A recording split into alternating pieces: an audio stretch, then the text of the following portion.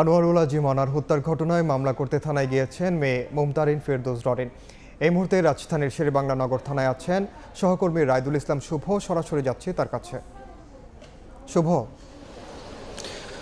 ঝিনাইদহ ৪ আসনের সংসদ সদস্য আনারের মৃত্যুর ঘটনায় এই মুহূর্তে কিন্তু তার মেয়ে সহ আরও অনেকে কিন্তু মামলা করতে এসেছেন শেরেবাংলা নগর থানায়। আমরা জানি যে বিকেল ৫টা নাগাদ তারা এই শেরেবাংলা নগর থানায় এসেছেন এবং প্রায় ২ ঘন্টা হয়ে গেছে তারা এখনও থানাতেই রয়েছেন। থানার মামলার যে কার্যক্রম, এই তার মৃত্যুর ঘটনায় আইনের ধারা যেটি বলছে, আসলে যেহেতু তিনি ঝিনাইদহতে থাকতেন, পাশাপাশি তিনি ন্যাম ভবনে এখানে থাকতেন, যে কারণে আসলে শেরেবাংলা নগর থানাতে একটি মামলা রুজু করা হচ্ছে। আবার কলকাতাতেও কিন্তু একটি মামলা করা হয়েছে। আমরা যে বিষয়টি জানি যে যেহেতু সেখানে তার মরদেহ উদ্ধার করা হয়েছে, তার মৃত্যু সেখানেই হয়েছে, যে কারণে ওখানে একটি মামলা দায়ের করা হয়েছে এবং এই শেরেবাংলা নগর থানায় কিন্তু একটি মামলা রুজু করা হচ্ছে। তার মেয়ে এবং পরিবারের আরও অনেক সদস্যরা এখানে রয়েছেন।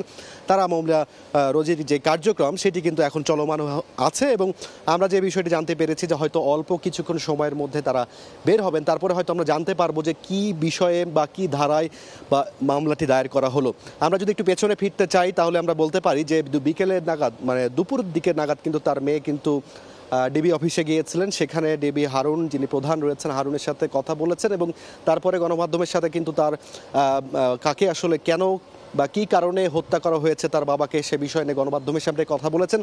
তার পাশাপাশি তার মা আবার হত্যার বিচার দাবি করেছেন এবং প্রধানমন্ত্রীর কাছে এই বিষয়টি নিয়ে এবং আবেদন জানিয়েছেন যে দ্রুত যেন এই বিচারটি করা হয়। পাশাপাশি আমাদের সকালের দিকে যে কথাটি আমরা শুনেছি যে স্বরাষ্ট্রমন্ত্রী বলেছেন এই ঘটনায় কিন্তু এখন পর্যন্ত ৩ জনকে আটক করা হয়েছে এবং বাংলাদেশি কোনো না কেউ জড়িত রয়েছে বলে যে বিষয়টি স্বরাষ্ট্রমন্ত্রী আমাদেরকে জানিয়েছেন। পাশাপাশি ভারতের এখানকার কেউ যুক্ত আছে কিনা সে বিষয়ে কিন্তু এখন পর্যন্ত সুনিশ্চিত হয়নি।